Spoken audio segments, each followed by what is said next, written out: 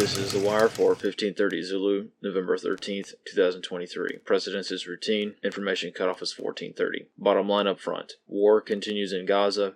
Domestic U.S. crime intensifies. Beginning with international events, in the Middle East, various militant groups continue rocket and drone attacks on U.S. military bases in Iraq and Syria. In northern Israel, attacks by Hezbollah intensify following the continued Israeli advance on Gaza City. Analysts comment.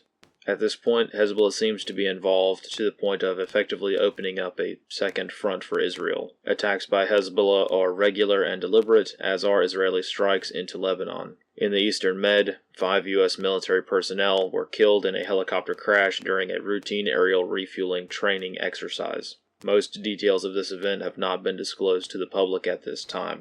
On the home front, in the United States, domestically, crime and social violence remain major concerns for many Americans following several high-profile incidents. In Nevada, Las Vegas teenager Jonathan Lewis succumbed to his wounds after being severely beaten by other students near his high school on November 1st. Analysts comment. Lewis was beaten to death by a mob of black students for defending another boy who was being assaulted by the same group. No arrests have been made. In New York, John Rote has been arrested following his defense of a woman being mugged on the New York City subway system. Rote fired 2 warning shots at the mugger, which did not result in the mugger leaving, stalling for time to allow the victim to escape. This shooting prompted a statement by transit official Richard Davey, who said, quote, "We don't tolerate this kind of conduct in New York City Transit, period." In the National Capital Region, U.S. Secret Service agents protecting Naomi Biden engaged 3 carjackers in Georgetown as they attempted to break into their unmarked Secret Service vehicle. None of the attackers were hit, and all 3 evaded capture. Analysts comment. This incident appears to be the result of routine street crime rather than any deliberate targeting attempt. In California, General Secretary of the Chinese Communist Party, Xi Jinping,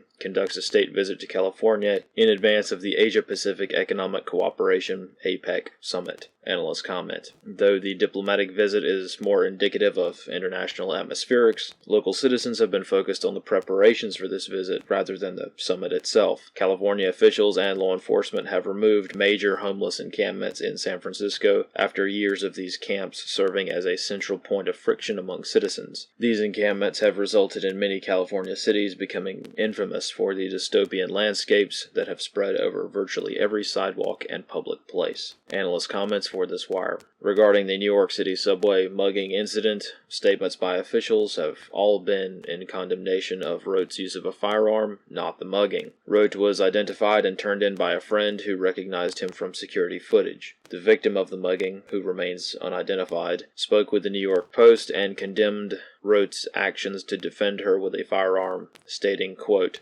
"It's scary to think that people are carrying guns around the city." This concludes The Wire for 1530 Zulu, November 13th, 2023.